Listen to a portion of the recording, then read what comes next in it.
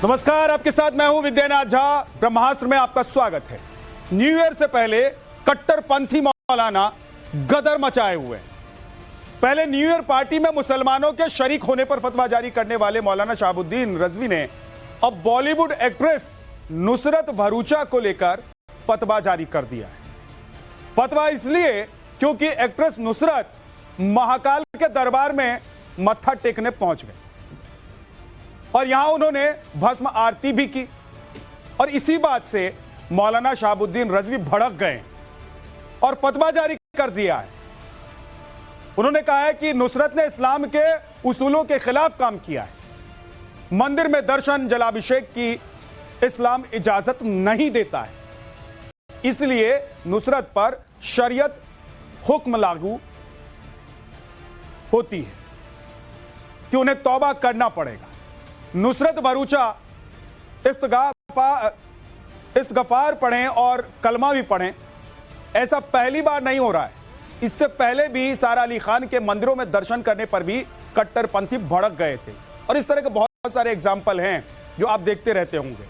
लेकिन सवाल यह है कि यही मौलाना, यही कट्टरपंथी संविधान, धार्मिक आजादी की बात करते हैं।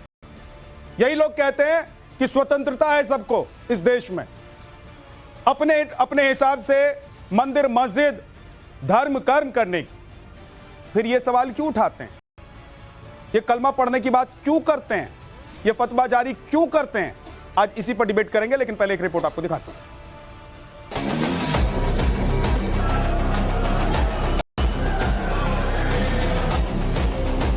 मैं दिल से दूसरी बार आई हूँ। मेरा मन करता है बस अब आती रहूं हर साल। और जय महाकाल। उन्होंने इस्लाम के उसूलों के खिलाफ काम किया है। बहुत प्यार से सबका दर्शन हुआ है। वो सख्त गुनाह अजीम के शिकार हैं, उनको तौबा करना जरूरी है। वो लगता है सुपारी लिए हुए हैं समाज को तोड़ने की और बिलावजह के फतवे देते हैं। मंदिरों में मुस्लिम एक्ट्रेस के दर्शन करने पर यह हंगामा पहली बार नहीं मचा है। मौलाना साहब की मुस्लिम एक्ट्रेस से तौबा करने की यह नसीहत भी पहली बार नहीं आई है और ना ही पहली बार बॉलीवुड की कोई मुस्लिम एक्ट्रेस ट्रोलर्स के निशाने पर है। लेकिन इस बार यह हंगामा मचा है बॉलीवुड एक्ट्रेस नुसरत भरूचा को लेकर, जिन्होंने पुत्रदा एकादशी पर बाबा महाकाल मंदिर में दर्शन किए और भस्म आरती में शामिल क्या हुई। मौलाना साहब भड़क उठे। ऑल इंडिया मुस्लिम जमात के अध्यक्ष मौलाना शहाबुद्दीन रजवी बरेलवी ने इसे इस्लामी सिद्धांतों के खिलाफ बताया। इसे गुनाह अजीम बताते हुए नुसरत भरूचा को शरीयत की नजर में गुनहगार करार दिया। उन्हें तौबा करने के साथ ही कलमा पढ़ने की नसीहत भी दे डाली।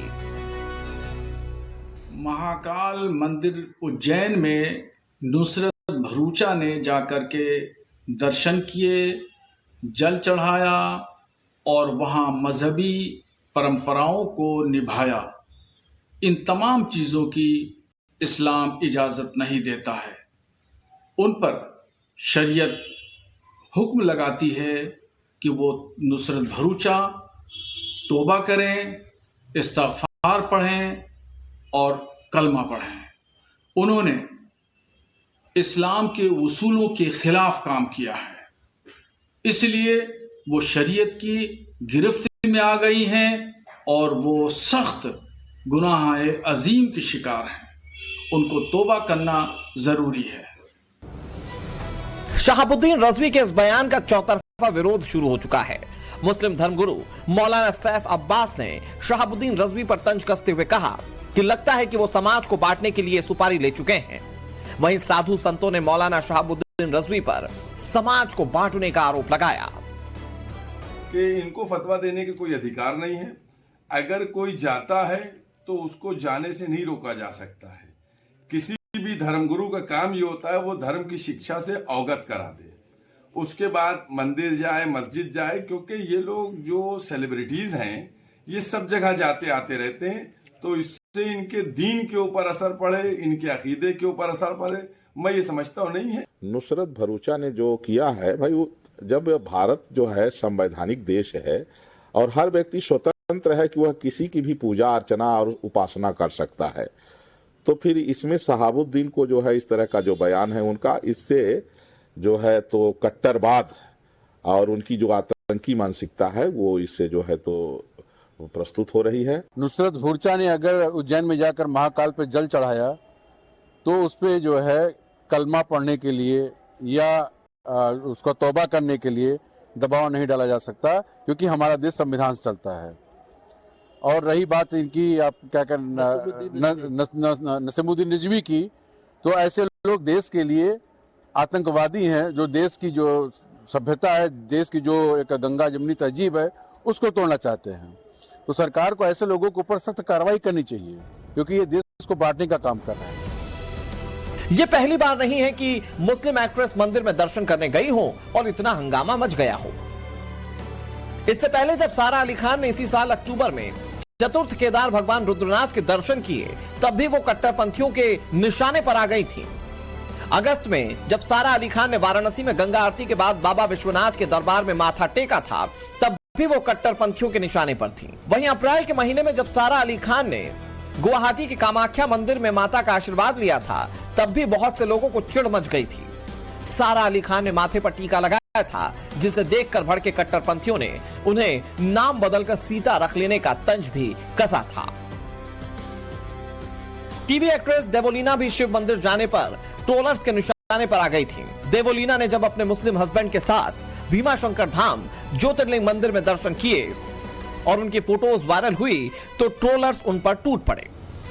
अब ऐसा ही बवाल नुसरत भरूचा के महाकाल दर्शन को लेकर हो रहा है। लेकिन सवाल है कि क्या भारत में किसी नागरिक को मंदिर जाने से रोकने का अधिकार किसी मौलाना को है? क्या फतवे को संविधान से ऊपर माना जाएगा? सबसे बड़ा सवाल यह कि नुसरत भरूचा को मौलाना की यह मजहबी सलाह है या फिर खुलेआम धमकी। ब्यूरो रिपोर्ट, टाइम्स नाउ, नव भारत।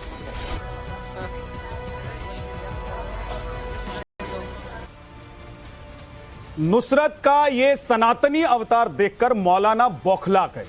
उनको लगा कि हमारे धर्म में हस्तक्षेप हो रहा है, उनको लगा कि हमारे धर्म के साथ खेला हो रहा है, उनको लगा कि हमारा धर्म जो कहता है उससे अलग हमारे धर्म में रहने वाला कोई व्यक्ति, कोई एक्ट्रेस, कोई हीरोइन, कोई महिला उससे अलग जाकर कुछ करना चाहती है, तो इसकी आजादी नहीं है। लेकिन यही मौलाना कहते हैं कि हमें धार्मिक आजादी है, यही मौलाना कहते हैं कि हमें संवैधानिक आजादी है, यही मौलाना कहते हैं कि हमें बोलने की आजादी है, यही मौलाना कहते हैं कि हमें धरना देने की आजादी है, यही मौलाना कहते हैं कि सड़क पर बैठकर नमाज पढ़ने की आजादी। और अब ये मौलाना कह रहे हैं कि तुमने ऐसा कैसे कर लिया, क्योंकि तुम मुसलमान हो, इसलिए तुमको वो करना चाहिए या वो करना पड़ेगा जो मैं कहूंगा। आज इसी पर बात करेंगे। अंबर जैदी हमारे साथ पॉलिटिकल एनालिस्ट हैं, बहुत बहुत स्वागत है आपका। मोहम्मद फैज खान साहब संयोजक आरएमएम से हमारे साथ हैं, साध्वी हर्षा रिछारिया सनातन प्रचारक हमारे साथ हैं, रमनीश वत्स राजनीतिक विश्लेषक हमारे साथ हैं, मौलाना शहाबुद्दीन रिजवी बरेलवी हमारे साथ हैं, अध्यक्ष all India Muslim personal law board के, और हाफिज नूर अहमद अजहरी हैं, स्टेट प्रेसिडेंट मुस्लिम पर्सनल लॉ बोर्ड के, फाजिल अहमद राजनीतिक विश्लेषक हमारे साथ हैं। आप सभी का बहुत बहुत स्वागत है। मौलाना शहाबुद्दीन रिजवी बरेलवी साहब, आप लोग जब कहते हैं कि मुझे सड़क पर बैठकर नमाज पढ़ने की आजादी है, जब आप लोग कहते हैं कि धार्मिक आजादी है, बोलने की आजादी है, सोने की आजादी है, घूमने की आजादी है, हर चीज वो जो मेरा मन चाहता है करने की आजादी है, तो ये नुसरत कुछ करती हैं, ये सारा कुछ करती हैं, तो उनकी आजादी पर पहरा क्यों बिठाते हैं आप लोग? देखिए मोहतरम, इस्लाम ने अपने अनुयायियों को एक दायरे में रहने के लिए कहा है और इस्लाम के उसूल और ज़ाब्ते हैं, उसके दरमियान इस्लाम का मानने वाला मुसलमान को रहना है, चाहे मर्द हो, खातून हो, कोई भी हो, इस्लाम के उसूलों और ज़ाब्तों को अपनाना है। लेकिन इस देश में रहने वाला कोई मुसलमान अगर कहता है कि मैं शरिया के हिसाब से नहीं, संविधान के हिसाब से चलना चाहती हूं, तो आप लोग क्यों परेशान हो जाते हैं? नहीं, हमने ये बात नहीं कही है। देखिए, बुनियादी बात हमारी समझिए, मैं आलिम हूँ, आलिम दीन हूँ, और मैं मुफ्ती हूँ और फाजिल हूँ, तमाम डिग्रियां मेरे पास में है, मुझे अधिकार ज्ञान है देने कि मैं मुसलमानों तो ज्ञान देने का सर्टिफिकेट आपको है, इसलिए जब मन करेगा मुंह उठाकर ज्ञान दे देंगे। शहाबुद्दीन रिजवी साहब, हाँ, जब मेरा मुंह, आपके लफ्जों को मैं दोहरा रहा हूँ, जब मेरा मुंह मन करेगा मैं उठा करके बयान दे दूंगा। चलिए ठीक है, और कुछ कहेंगे आप? मतलब कोई माने ना माने उससे आपको फर्क नहीं पड़ता। कुछ मेरा, तो भाई ऐसा ज्ञान देते क्यों है? सुनेंगे आप मौलाना साहब, ऐसा ज्ञान क्यों देते हैं? सुनेंगे मैंने इसीलिए सबसे पहले कहा कि आप लोग कहते हैं कि हर चीज की आजादी है, हम ऐसे देश में रहते हैं जहां संविधान है, फिर संविधान आप पीछे रख देते हैं, शरिया पहले लेकर आकर बैठ जाते हैं आप लोग। कहते हैं नहीं नुसरत कैसे चली गई, इस नुसरत को रोको, इस नुसरत को रोको, पाप कर दिया इसने, कलमा पढ़ना पड़ेगा। मैं कलमा पढ़ दूं तो मैं मुसलमान हो जाऊंगा क्या? ला इलाहा इल्लल्लाह मुहम्मदुर रसूलुल्लाह पढ़ दूंगा तो मैं मुसलमान हो गया। जवाब सुनना है नहीं सुनना है बताइए, आप ही को बोलना है। सर मैं सुनना चाहता हूं, लेकिन आप कह रहे हैं कि आप फालतू में बोलते रहते हैं, तो फालतू में बोलते क्यों हैं? डिबेट छोड़ के चला जाऊं? सर मत जाइए, आप ही के बयान पर, आप ही के फतवे पर डिबेट है। आप डिबेट छोड़कर चले जाना चाहते हैं तो जिस बोर्ड के अध्यक्ष बनकर बैठे उसको भी छोड़कर चले जाइए, जब कोई आपकी सुनता ही नहीं है तो। नहीं, जब सुनना नहीं चाह रहे हैं, आपने सवाल किया, मैं जवाब दे रहा हूं, बीच बीच में आप बोले चले जा रहे हैं। पहले मैंने 5-6 दिन पहले सवाल कर रहा हूं सर, काउंटर सवाल करना तो मेरा काम ही है, लेकिन बोल लीजिए आप, यहां भी ज्ञान दीजिए थोड़ा सा। और आपकी मर्जी यही थी कि मैं डिबेट छोड़ के चला जाऊं? नहीं सर, नहीं सर, आप बोलने नहीं मौलाना साहब, बोलिए डिबेट नहीं होती है, बोलिए प्लीज बोलिए। देखिए, इस्लाम का एक दायरा है, उस दायरे में हर मुसलमान को रहना है। और जहां तक संविधान की बात है, पूरा देश, पूरी मुमलिकत संविधान से चलती है। मुसलमान संविधान के एक एक हर्फ पर, एक एक सतर पर अमल करता है। और शरीयत जो है उसकी दिनचर्या गुजारने के लिए, जिंदगी और खानदानी अपने मामूलात को गुजारने के लिए है। तो शरीयत पर अमल करना, और आपके लिए संविधान पहले या शरीयत? लड़का है या लड़की है, अगर वो गलत कदम उठाती है तो उलमाए दीन का काम है उसकी रहनुमाई करना। तो मैंने भारतीय होने के नाते आपके लिए पहले शरीयत है या संविधान? क्या कह रहे हैं? एक भारतीय नागरिक होने के नाते आपके लिए पहले शरीयत है या संविधान? अरे देखिए, फिर वही जवाब, देखिए क्या बताऊं मैं आपको, कैसे समझाऊं? फंस गए आप किस तरह एंकरिंग कर रहे हैं? मेरा जवाब मुकम्मल नहीं हुआ। ऐसे ही सवाल पूछे जाते हैं, ऐसे ही पूछता हूं मैं। संविधान बड़ा है, आपको नहीं पता कि जरूरत नहीं है, आपको नहीं पता कि ब्रह्मास्त्र चलता है यहाँ पर, और यहाँ पर वो सवाल नहीं पूछे जाते हैं जिससे आप खुश हो जाते हैं। संविधान पे आप तो सुनना ही नहीं चाहते भाई, आप तो जवाब लेना ही नहीं चाहते। मेरे सवाल का जवाब दीजिए तो मैं सुनूंगा। मौलाना साहब, शहाबुद्दीन रजवी साहब, बरेलवी साहब, शरीयत पहले या संविधान? मैंने आपको बताया, संविधान मुमलिकत के निजाम चलाने के लिए सबसे अव्वल दर्जा। वाह। मुस्लिम समाज की माशरती जिंदगी को दुरुस्त करने के लिए शरीयत जरूरी। क्या करूं, ताली बजाऊं? जवाब हो गया? नहीं हुआ? ताली बजा दूं? बजा दीजिए ताली, ढोल बजाइए, ताली बजाइए, क्योंकि वो कह रहे हैं कि भैया पहले आप नहीं मान रहे ना संविधान, पहले संविधान को नहीं मान रहे हैं, शरीयत को मान रहे हैं। किसने कह दिया कि संविधान को नहीं मानना? आप कह रहे हैं कि फलाना चलाने, ये देश संविधान से चलता है, ये देश संविधान से चलता है। कोई हिंदू किसी मुसलमान के साथ शादी करना चाहता है, उसको संविधान अधिकार देता है। कोई हिंदू किसी मस्जिद में जाना चाहता है, संविधान उसको अधिकार देता है। कोई मुसलमान किसी मंदिर में जाना चाहता है, संविधान उसको अधिकार देता है। कोई मुसलमान किसी हिंदू के साथ शादी करना चाहता है, संविधान उसको अधिकार देता है। करिए तकरीर करिए तकरीर तो आप करते हैं सर, तकरीर जब आप कहते हैं कि मैं बोलता हूं मेरा कोई सुनता ही नहीं है, और जो मैंने जवाब दिया उसका उल्टा मतलब आपने समझ लिया। नहीं मैं चलिए सीधा इसलिए कह रहा हूं कि ना, सीधे आइए, मौलाना लोग जो बैठे हुए हैं उनसे कुछ उर्दू बरेलवी साहब सीधे आइए, और कुछ बरेलवी साहब सीधे आइए, बोलिए संविधान पहले या शरीयत? मैं जवाब दे चुका हूं, फिर जवाब दे रहा हूं कि निजाम मुमलिकत चलाने के लिए संविधान जरूरी है, और मुसलमानों के घरेलू, खानदानी, माशरती, कोई मुसलमान अगर बलात्कार के लिए शरीयत जरूरी है। अगर कोई मुसलमान बलात्कार के आरोप में दोषी होगा तो क्या करेंगे? संविधान को मानेंगे कि शरीयत को? कोई मुसलमान किसी लड़की को देख रहा होगा तो संविधान को मानेंगे कि शरीयत को? कोई मुसलमान किसी लड़की को छेड़ेगा तो शरीयत को मानेंगे कि संविधान को? यहां आईपीसी धारा में जो एफआईआर दर्ज की जाएगी उसको माना जाएगा। शरीयत पे और देखिए, हमने कोई डंडा नहीं चलाया, आपको इतना बुरा नहीं मानना चाहिए। हमने कोई लाठी डंडा नहीं चलाया, हमने कोड़ा मारने के लिए हुक्म नहीं दिया है, हमने ऐसा कुछ नहीं दिया। हमने सिर्फ शरीयत की बात बताई है कि शरीयत का हुक्म यह है कि जो महिला अगर जाएगी संविधान को लेकर सवाल कर रहे हैं। सबसे बड़ी विडंबना ये है कि लोग संविधान का इस्तेमाल करके ये शरीयत फैलाने की बात करते हैं और शरीयत की ही बात कर लेते हैं। मौलाना साहब या जो भी हैं आप, मुफ्ती साहब, आप एक बात बताइए, आपने फतवा जारी किया और ये पहली बार नहीं, आप हर दूसरे दिन किसी ना किसी कोई कुछ करता है, आप अपना वीडियो बना के जारी कर देते हैं, और आप मुफ्ती हैं और कोई भी मुफ्ती होता है जो भी फतवा जारी करता है तो उससे एक सवाल पूछा जाता है। फतवे का मतलब होता है विद्यानाथ ओपिनियन। अगर आप मुझसे आपने सवाल पूछा है तब मैं आपको जवाब दे रही हूँ, आपने नहीं पूछा रहेगा तो मैं अपनी बारी का इंतजार करूंगी या फिर मुझे मौका नहीं मिलेगा।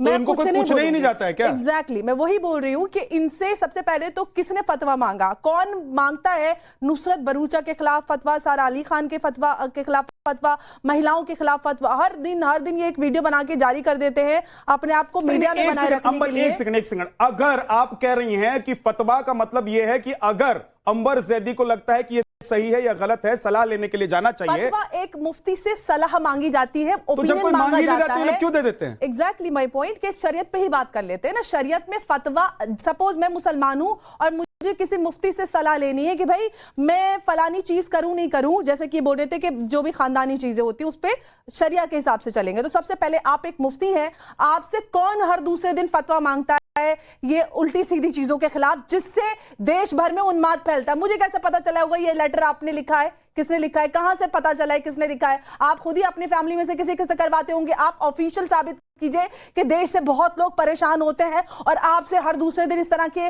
फालतू के सवाल करते हैं और आप इस तरह की फालतूगिरी करने के लिए टीवी पे बैठ जाते हैं, बोलते हैं यहूद व नसारा की नकल करनी हराम है। आप कल ही परसों बोल रहे थे जो आपने नए साल और म्यूजिक के लिए फतवा जारी किया था। आप एक बात बताइए, आप बात करते हैं देश के लोगों को जोड़ने की, लेकिन आप सबसे ज्यादा मुसलमानों का, इस्लाम का सबसे ज्यादा नुकसान कर रहे हैं। देश भर में जो मुसलमानों को नफरत से देखा जाता है वो आप लोगों की वजह से देखा जाता है। अल्लाह दिलों के हालों को जानता है। मैं खुद महाकाल मंदिर गई हूं, एमपी चुनाव हुए थे, कैंपेनिंग के लिए मैं गई थी, मैं खुद गई थी महाकाल मंदिर। मैं खुद मुसलमान नहीं रही, मैं मुसलमान हूं, मैं 5 वक्त नमाज रोजा भी रखती हूँ, मैं 3 महीने के रोजे रखती हूँ। तो क्या मैं लेकिन आपने तो महाकाल के दर्शन कर लिए ना? मैं महाकाल गई थी यार, मुझे बहुत वो कह रहे कि आपने अगर एक बार इस्लाम में होते हुए किसी और के सामने सर झुका दिया तो आप इस्लाम, यही बोल रही हूँ कि आपको कैसे पता?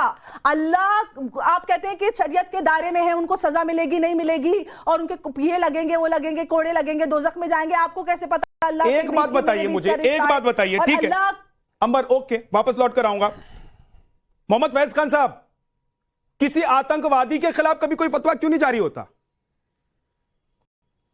उसके लिए तो ये लड़ने आ जाते हैं कि मुसलमान है इसने उठा लिया, इसने पकड़ लिया। रुक जाइए शाहबुद्दीन रिजवी साहब, रुक जाइए। किसी मुसलमान के खिलाफ फतवा जारी किया आपने? किया तो दिखा दीजिए। भारत माता की जय, वंदे मातरम। बेशक विद्या भैया, आइए ज्ञान की बात करें, विजडम की बात करें, तर्क की बात करें, विद्या की बात करें। जो फतवा है वो कायदे से तो हिजबुल मुजाहिदीन, लश्कर तोयबा, इंडियन मुजाहिदीन और तमाम आतंकवादी संगठनों के खिलाफ आना चाहिए।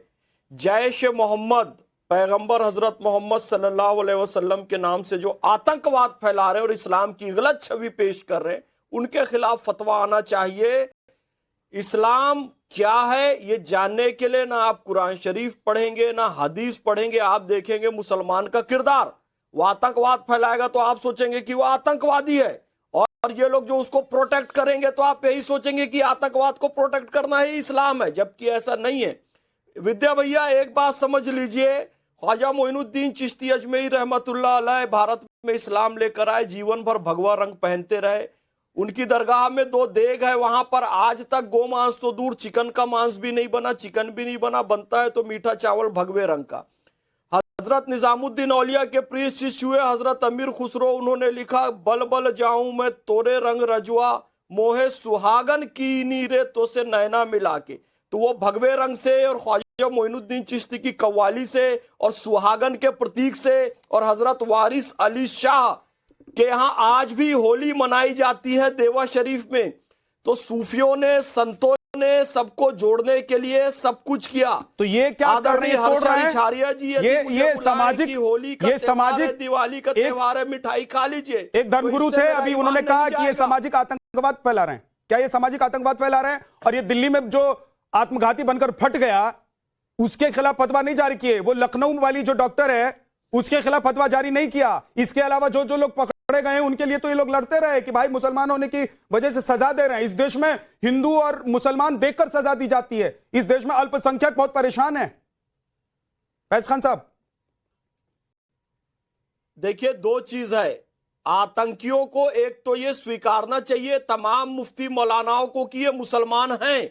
जैसे ही कोई आतंक की घटना करता है वो बच जाते हैं कि ये मुसलमान नहीं है, तो सुधार का काम हो ही नहीं पाता है। भाई स्वीकारो कि मुस्लिमों में कुछ गड़बड़ आ गई है और हमको उसको सुधार का कार्य करना है, या तो दूसरा काम ये करते विक्टिम कार्ड खेलने लगते हैं।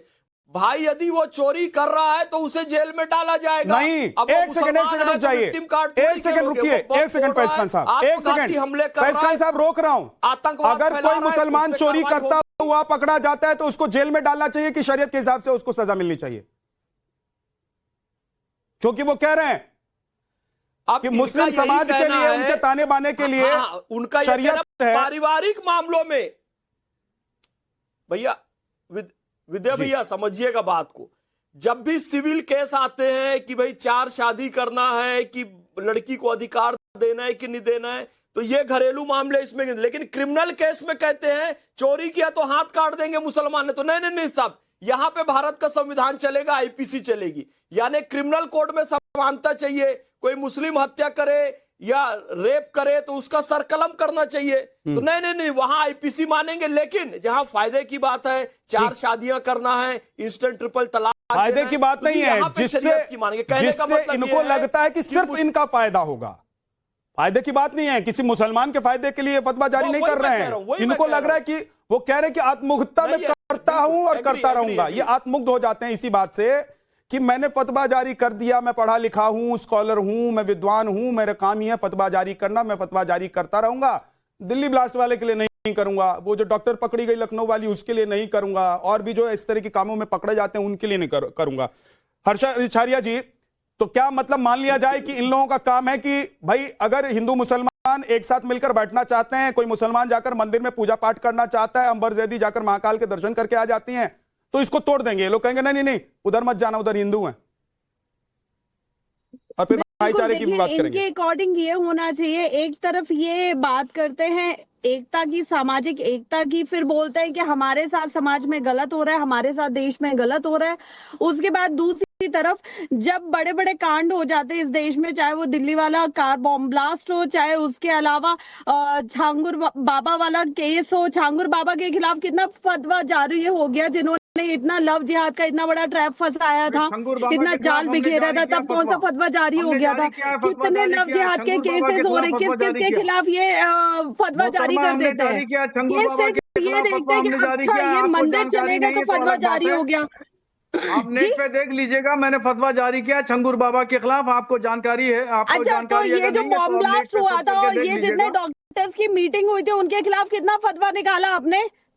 कितना फतवा निकाला? फिर तो बॉलीवुड के जितने सेलिब्रिटीज हैं, क्योंकि आपके मुस्लिम लॉ के हिसाब से, शरीयत के हिसाब से वहाँ पे कपड़े उतारना या इस तरह के कपड़े पहनना बैन होता है, वहाँ पे बुर्का हिजाब ये सब चलता है। तब आपको तो पूरी इंडस्ट्री, फिल्म इंडस्ट्री के खिलाफ फतवा जारी करना चाहिए कि इन सबको मुस्लिम कम्युनिटी से हम निकालते हैं क्योंकि इन लोगों ने ऐसे कपड़े पहने हैं, ये शराब पी रहे हैं, ये पार्टीज कर रहे हैं, सबके खिलाफ आपको फतवे निकालने चाहिए। तब तो आप बड़े अच्छे से आप लोग लेकिन एक बात ये है साध्वी जी, साध्वी हर्षा रिछारिया, बात ये है ना कि ये फतवा जारी क्यों करते हैं? मेरा सवाल तो यही है। अरे फतवा फतवा फतवा फतवा फतवा काहे का फतवा, किस बात का फतवा? अगर देश के संविधान में विश्वास रखते हैं, ठीक है ना, शरीयत में आप रखिए, ये आपका धार्मिक मामला है, लेकिन अगर देश के संविधान में आप विश्वास रखते हैं, छोड़ दीजिए ना, जिसको मन करेगा जैसे मन करेगा वैसे रहेगा, जिसको मन करेगा जब मंदिर जाएगा, जब मन करेगा मस्जिद जाएगा, गुरुद्वारे जाएगा। आपकी बात बिल्कुल सही है, लेकिन कुछ लोगों को जब अटेंशन नहीं मिलती है, उन्हें कोई पूछता नहीं है ना, तब उनको अटेंशन सीकर होते हैं। कुछ लोगों को अटेंशन पाने के लिए उनको रोज नए ये निकालने पड़ते हैं कि भैया अब कैसे मैं मीडिया में हाईलाइट हो जाऊं, अब कैसे 4 लोग मुझे जाने। उसके लिए ये कुछ भी कर सकते हैं, कुछ भी कर सकते हैं। तो मतलब बात सिर्फ इतनी है हाफिज नूर अहमद अजहरी साहब कि संविधान को मानेंगे, शरीयत को मानेंगे, लेकिन संविधान जहां मन करेगा वहां मानेंगे, शरीयत जहां मन करेगा वहां मनवाएंगे। बात इतनी सी है। संविधान जहां जहां लागू है हम लोग मानते हैं और मानेंगे, नंबर 1।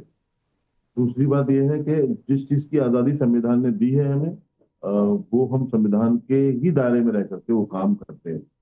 तीसरी बात यह है कि मौलाना शहाबुद्दीन रजवी साहब से मैं पूछना चाहता हूँ चैनल पर कि साहब हमें आप ये बता दें कि जो नुसरत भरूचा के खिलाफ आपने फतवा दिया, इससे पहले फतवा लखनऊ से सलमान खान पर यह आया था कि उन्होंने अपनी छोटी भौजाई के साथ डांस कर लिया था। मैंने उस वक्त ये सवाल किया था क्या वो बड़ी भौजाई के साथ या बड़े किसी और के साथ डांस कर रहे हैं, क्या इस्लाम उसकी इजाजत देता है? इस्लाम डांस की इजाजत नहीं देता है। तो जिन लोगों का शरीयत से कोई लेना देना नहीं है, मुसलमान है या नहीं है, कहला रहा है या नहीं कहला रहा है, उनके खिलाफ फतवा देने से क्या हासिल वसूल है?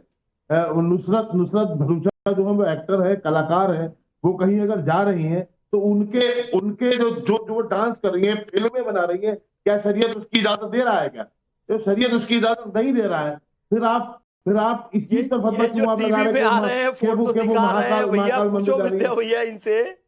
हाँ, क्या शरीयत इसकी इजाजत देती है? लाउड स्पीकर की इजाजत देती है, मोबाइल की इजाजत देती है, कैमरे की इजाजत देती है, टीवी की इजाजत देती है, चित्रकला की इजाजत देती है। यहाँ मनोरंजन करने के लिए नहीं आते हैं, यहाँ हम अपने दीन के दिफा में बोलने के लिए आते हैं, और अपनी कौम के दिफा में बोलने के लिए आते हैं, अपने मुल्क के दिफा में बोलने के लिए आते हैं, जो हम बोलते रहेंगे। यहाँ मनोरंजन के लिए नहीं आते, तफरीह के लिए नहीं आते। मुल्क बोलो, मुल्क में सब शामिल है। देखिए मुल्क बोलिए, सब शामिल है। सुनो मेरी बात सुनो आप। मैंने आपसे कहा ना कि देश सर्वोपरि रहा है और रहेगा, लेकिन मैं मौलाना शहाबुद्दीन साहब से ये जरूर पूछूंगा, वो बड़े बहुत आदरणीय है कि हजरत आपने जो फतवा दिया है नुसरत भरूचा के लिए, तो नुसरत भरूचा के लिए फतवा देने की जरूरत पड़ क्या गई थी? फिर शरीयत नाम से फतवा देने की इजाजत ही नहीं देता कि आप किसी को नाम से फतवा दो। अब यहाँ पर विद्यानाथ झा है, फतवा दिया है आपने, नाम लिया है आपने, ये कह रहे हैं मौलाना बौखला गए। ये सभी मौलाना वो कड़कड़े में कर रहे हैं, खड़ा। एक सेकंड, अगर बात फतवे पर हो रही है तो जिस मौलाना ने फतवा जारी किया उसी की बात होगी, और जो मौलाना इसका सपोर्ट करेगा फतवे का उसी की बात होगी। आप अगर उसमें शामिल नहीं है तो आप अपने आप को अलग कर लीजिए। देखिए हाफिज नूर अहमद अजहरी साहब, कौन मौलाना बौखला है भाई? मौलाना अजहरी साहब, ये बड़ी अच्छी बात कही आपने, ये बड़ी अच्छी बात कही आपने, ये बड़ी अच्छी बात कही आपने अजहरी साहब, कि आप उस फतवे के साथ नहीं है, तो ये बात देश को समझ में आ जाएगी। लोग सुन रहे होंगे, जो मुस्लिम समुदाय के लोग देख रहे होंगे, हिंदू देख रहे होंगे, देश के लोग देख रहे होंगे इस वक्त आपको, उनको समझ में आ जाएगा कि आप संविधान को मानते हैं। शहाबुद्दीन रजवी साहब के बहुत सारे बयानों के साथ में खड़ा रहता हूं, लेकिन इस बार क्यों बैठ गए फिर? वो मैं कह देता हूं, लेकिन उनका अदब, उनका एहतराम कल भी था, आज भी रहेगा। तो इस बार उनके बयान पर बैठ क्यों गए हैं, खड़े क्यों नहीं हो रहे हैं? ऐसी बात कर रहे हो आप, ये जुमले आप गलत इस्तेमाल कर रहे हो। नहीं तो आप कह रहे हैं हर बार खड़ा होता हूं, इस बार आप कह रहे हैं कि मैं शामिल नहीं हूं इसमें, तो इसका मतलब घर बैठ गए ना, आप शामिल नहीं हो उसमें। बिल्कुल उनका बयान समझ से परे बता।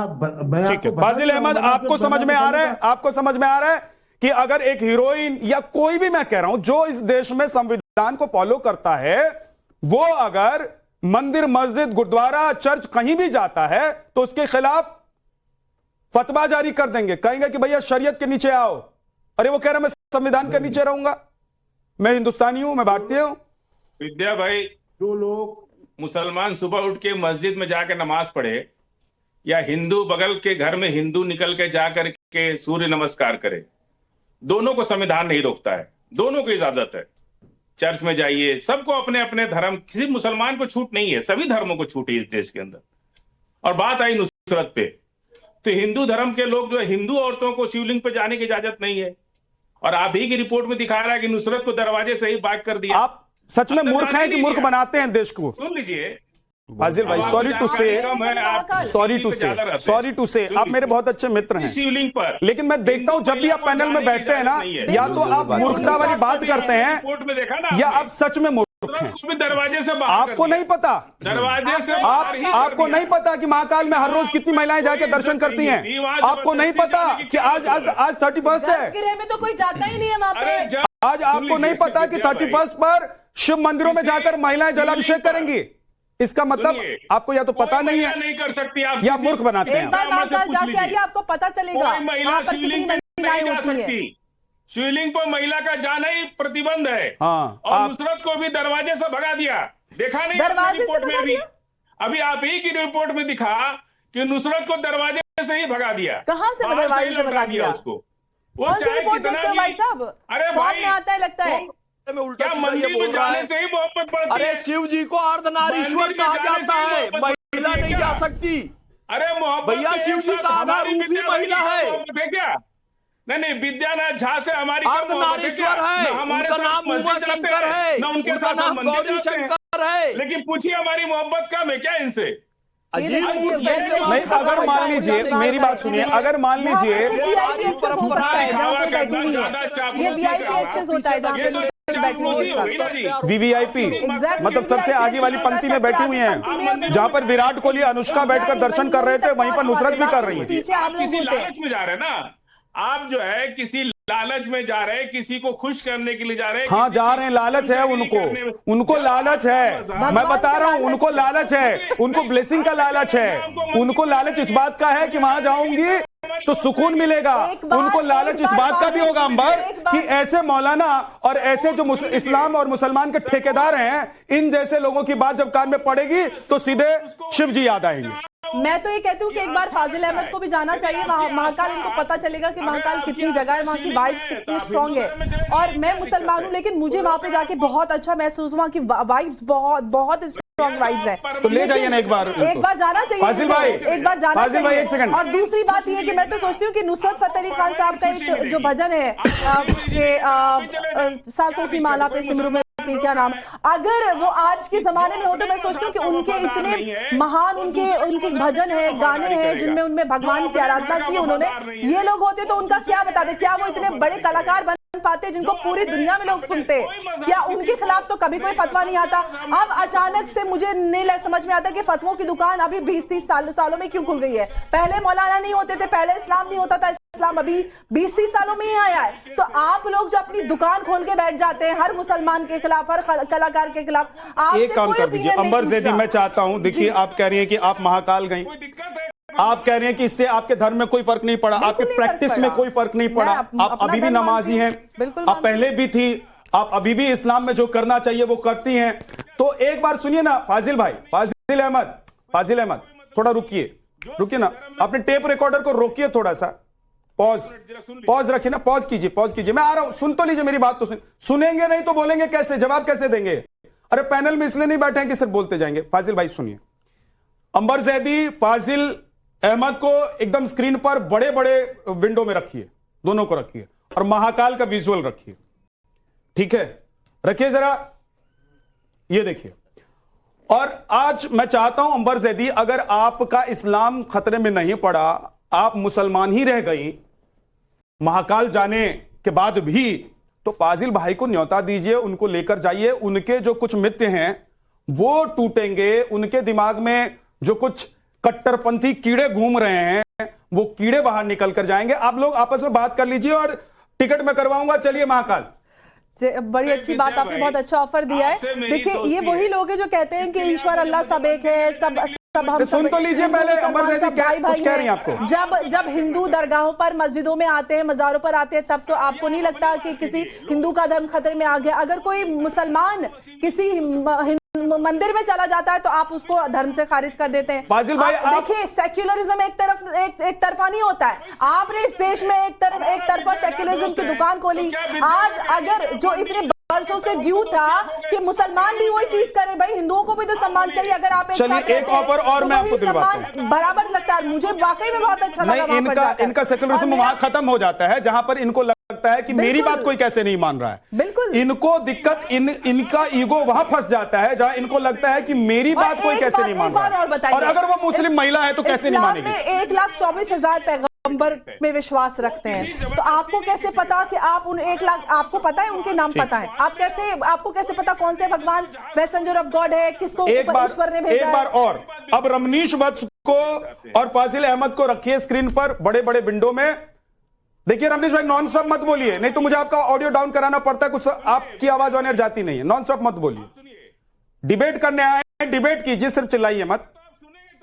हाँ तो सुनेंगे, आप सुनेंगे, लेकिन सुन तो लीजिए, पहले सवाल तो सुनिए। कि आप मंदिर जाओगे तब मुझसे दोस्ती कर सकते हो, ऐसा नहीं करेंगे क्या आप? मैं एक बात कह रहा हूं, मंदिर जाने के लिए मजबूर करेंगे हमको आप? अगर हम आपसे प्यार करते हैं, नुसरत को किसी ने मजबूर किया?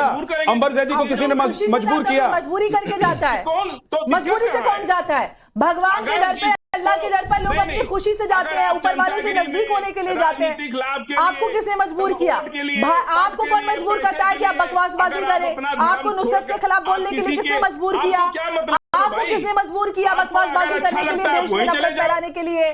आप जाके एक काम कीजिए ना, एक काम कीजिए, 1 मिनट रुकिए रमनीश वत्स, एक काम कीजिए, महाकाल ले जाइए आप फाजिल अहमद को और इनसे करार करा लीजिए कि हज पर आपको ले जाएंगे। बिल्कुल, मैं तैयार हूं इसके लिए। और विद्यानाथ जी, मैं टिकट कराने के लिए तैयार हूं, आप चलिए मेरे साथ। सबसे पहली बात, ठीक है, अब मैं अपनी बात रख लूं फाजिल भाई, उसके बाद आप रखिएगा।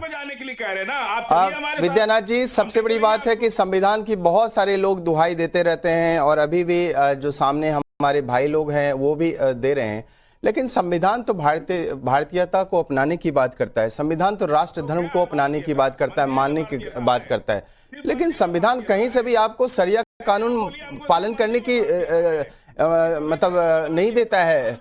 और संविधान जो है आपको निजामे मुस्तफा और गजवाए हिंद पालन और मानने की बिल्कुल आपको वो अनुमति नहीं देगा। लेकिन संविधान के आरे में आकर के जिस तरह के नफरती बोल और नफरती पप्पू जो यहाँ पे बैठे हुए हैं, जितने सारे मौलाना की बात करें और समय से, चाहे नुसरत बहन की बात करूं, चाहे अंबर बहन जो यहाँ पे बैठी हैं, मुझे लगता है कि आप अजमेर शरीफ में आप बहुत सारे जो हैं हिंदू वो जाते हैं, लेकिन इसका मतलब ये तो नहीं कि हमारी जो धार्मिक स्वतंत्रता खतरे में आ जाएगी और हम जो है मुसलमान में परिवर्तन हो जाएंगे।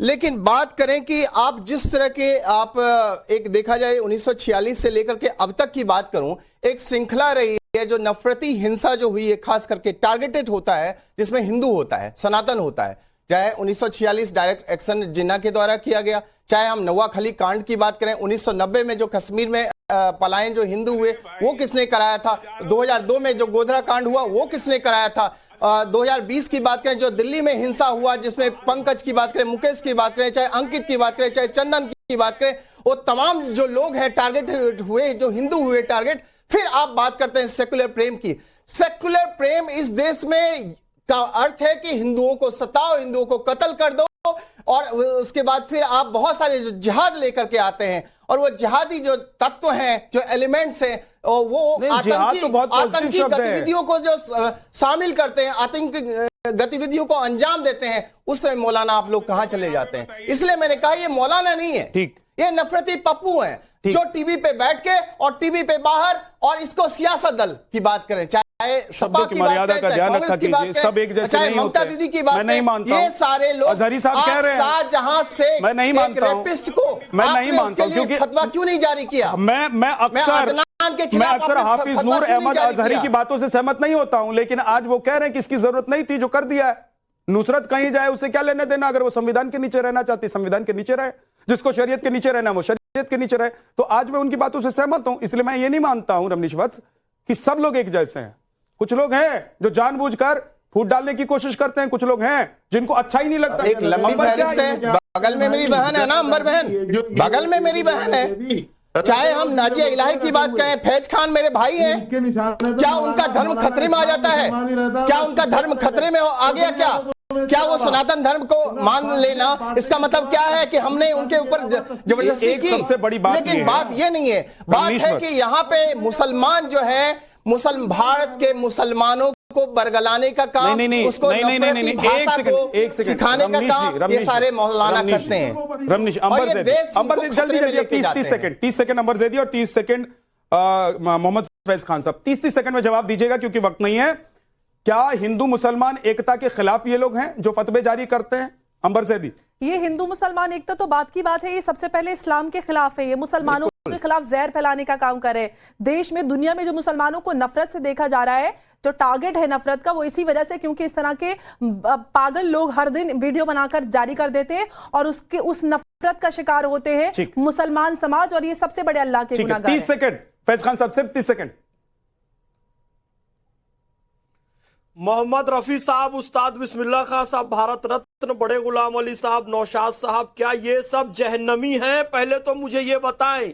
ये सब संगीत वाले भी थे, ये भगवान का भजन भी गाते थे, सब मंदिर भी जाते थे। क्या अंबर जैदी, मोहम्मद फैज खान, हम तमाम लोग जो होली दिवाली में शरीक होते हैं, मंदिर भी जाते हैं, देश की एकता अखंडता भाईचारे के लिए काम करते हैं, तो क्या हम इस्लाम से खारिज हो गए? ये प्रश्न है हमारा। ठीक है, बहुत बहुत शुक्रिया आप सभी मेहमानों का।